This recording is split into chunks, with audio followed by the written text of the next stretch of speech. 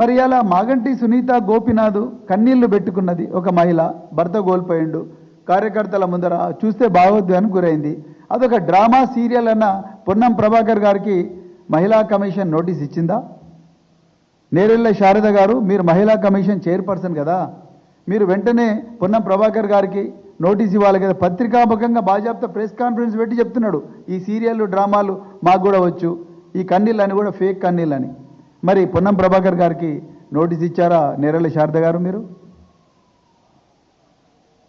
అంటే మీరు కేటీఆర్ గారు మహిళలు బస్సుల్లో ప్రయాణిస్తుంటే చెయ్యని కామెంట్ను ఆయనకు ఆపాదించి మీరు ఆయనకు నోటీస్ ఇచ్చి ఆయన మహిళా కమిషన్ వచ్చేదాకా పట్టుబట్టిండ్రు కదా.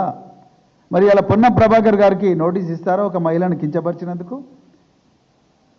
అంటే ఎంత నీచ స్థాయికి కాంగ్రెస్ పార్టీ వాళ్ళు దిగజారిందంటే కన్నీళ్లను కూడా, భర్త కోల్పోయిన భార్య పెట్టుకున్న కన్నీళ్లను కూడా శంకించే స్థాయికి దిగజారిండ్రు. ఒక చిన్నారి కూతురు, ఆ అమ్మాయి తల్లికి సపోర్ట్గా పోతే ఆమె మీద కూడా క్రిమినల్ కేసు పెట్టిండ్రు. ఇంతకన్నా దుర్మార్గం ఏముంటుంది? నిజానికి మీరు క్రిమినల్ కేసు పెట్టాల్సింది ఎవరి మీద? నిజానికి క్రిమినల్ కేసు పెట్టాల్సింది నవీన్ యాదవ్. ఆ నవీన్ యాదవ్ పెట్టుకున్న ఫ్లెక్సీలో రాహుల్ గాంధీ బొమ్మ ఉన్నది, రేవంత్ రెడ్డి బొమ్మ ఉన్నది, అరవింద్ కుమార్ గౌడ్ బొమ్మ ఉన్నది. వాళ్ళ మీద కదా మీరు కేసు పెట్టాల్సింది.